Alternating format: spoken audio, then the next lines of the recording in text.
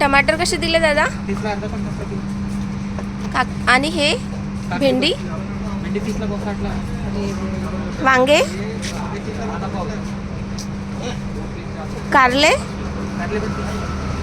सगळं 30 रुपये पाव आहे इथं. सगळंच 30 रुपये पाव आहे.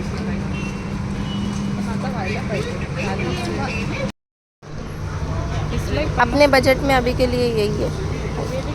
आणि पालक कसे दिली दादा? हे 20ला दादा.